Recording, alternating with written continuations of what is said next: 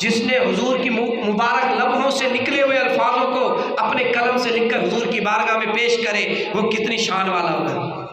اس لیے اللہ کے محبوب نے فرمایا، ترمذی شریف کے اندر حدیث ہے، فرمایا یا اللہ امیر معاویہ رضی اللہ عنہ کو ہادی بھی بنا، مہدی بھی بنا، ہدایت دینے والا بھی بنا اور ہدایت یافتہ بھی بنا۔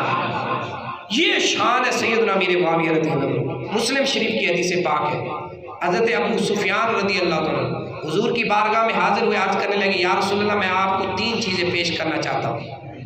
کتنی چیزیں پیش کرنا چاہتا ہوں؟ 3۔ پہلی میں یہ چیز پیش کرنا چاہتا ہوں کہ میری بیٹی ام حبیبہ ہے، آپ میری بیٹی سے آپ نکاح فرما لیں۔ حضور نے ان کی یہ بات قبول کی اور ان کی بیٹی سے نکاح فرما لیا۔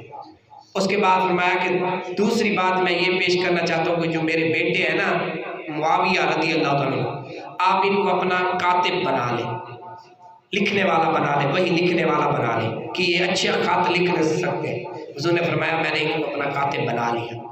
اور تیسری بات انہوں نے پیش کی کہ آپ مجھے امیر لشکر بنا دیں، تو آپ نے ان کو امیر لشکر بھی بنا دیا۔ اور فرماتے ہیں اگر راوی کہتے ہیں کہ حضور نبی پاک اگر ابو سفیان سوال نہ کرتے حضور نہ دیتے، لیکن انہوں نے کیا، اور حضور کی عادت ہے جب کوئی مانگتا ہے تو حضور واپس نہیں لوٹاتے۔ یہ جب حضور شان دے دے، رتبے دے دے تو کوئی گھٹا نہیں سکتا۔